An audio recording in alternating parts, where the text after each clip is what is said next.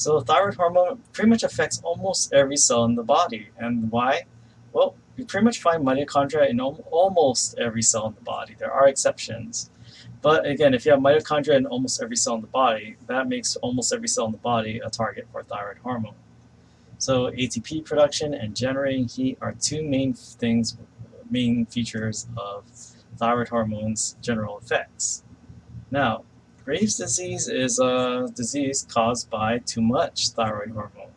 So what you might think like, oh, it's great. I have this hormone that burns all these nutrients and I have a lot of energy.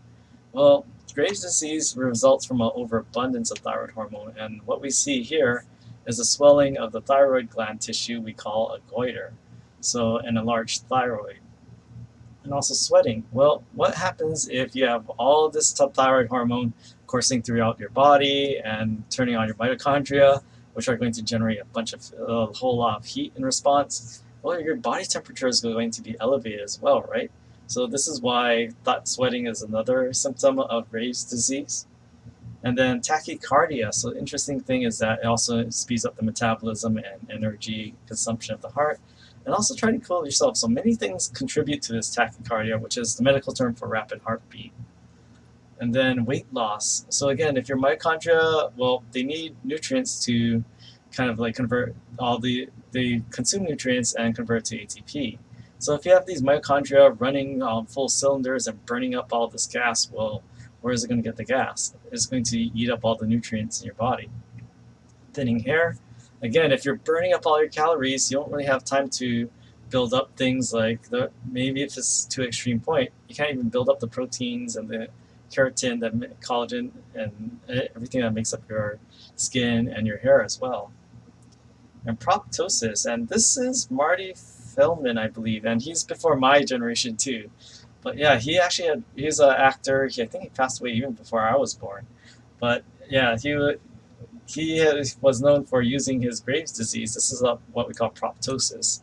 So the interesting thing about Graves' disease is that it actually involves what we call it's an autoimmune disease, and by your immune system affecting the tissues surrounding the eyes, it causes the tissues to swell behind the eyes. So if the tissues behind and surrounding the eyes are swelling, it's going to kind of push it forward. That's why he had the bulging eyes.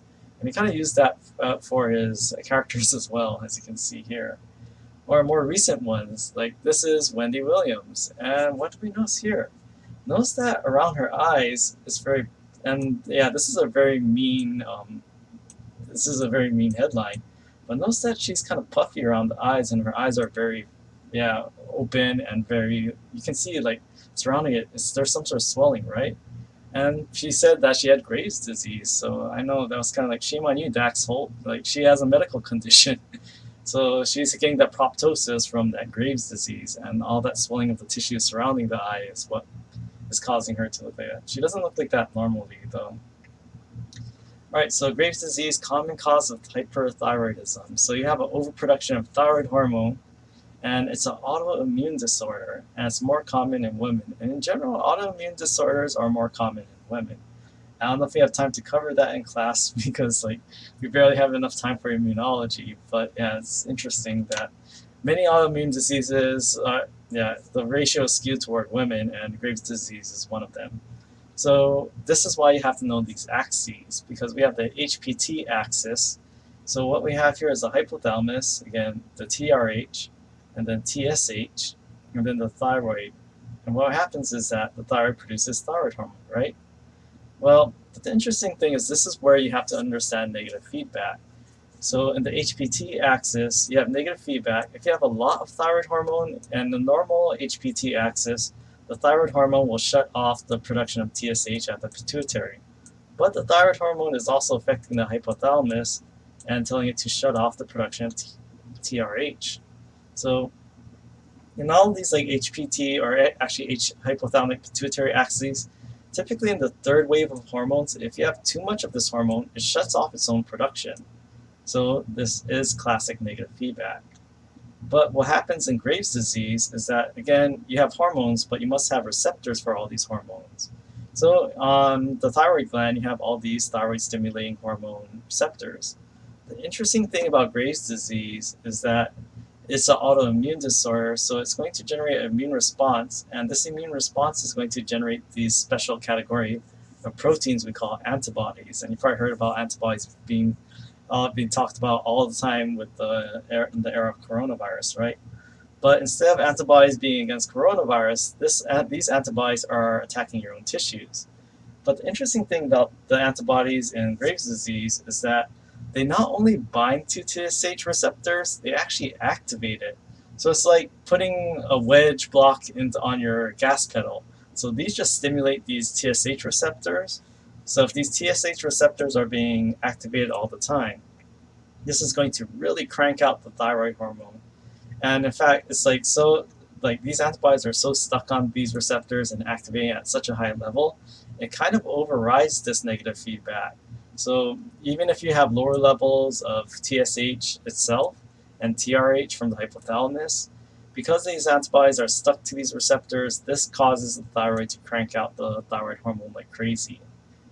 And let's end with hypothyroidism. If you have another class, you can go on for that. But hypothyroidism is pretty much the flip-flop of all the symptoms you would associate with hyperthyroidism. So things like, instead of being overheated due to the mitochondrial activity, now you're intolerant to the cold. You're feeling cold all the time.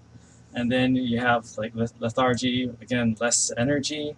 And it's interesting too, like whoever, let's see, someone asked a question about the digestive system. Yeah, we see all these digestive system effects, again, with too little thyroid hormone. And then, again, brittle hairs, nails and hair, fatigue, expression. So instead of being like overactive and having a very fast and high metabolism, now you have a very slow metabolism and not enough energy. So yeah, menstrual disturbances, I guess this is a very short-haired woman. But what we have here is that, think mitochondria. So again, low ATP production, and then low heat. So pretty much everything reversed from the hyperthyroidism. Weight gain instead of weight loss, so now you have lower levels of mitochondrial activity. You're not going to burn through nutrients as quickly. And then bradycardia, instead of that fast heart rate, now you have a slow heart rate. And depression, instead of feeling manic and anxious, so feelings of anxiety and mania is common in hyperthyroidism. But in hypothyroidism, depression and lethargy, those are also things that you often see in hypothyroidism. So yeah, again, endless. So we covered two very important glands today, the adrenal gland and the thyroid gland. And as we established, too much of the adrenal gland hormones or thyroid hormones, or too little of these hormones results in negative health effects. So this is why hormonal balance is very important. All right, so we're over time, and I'll see you all on Wednesday.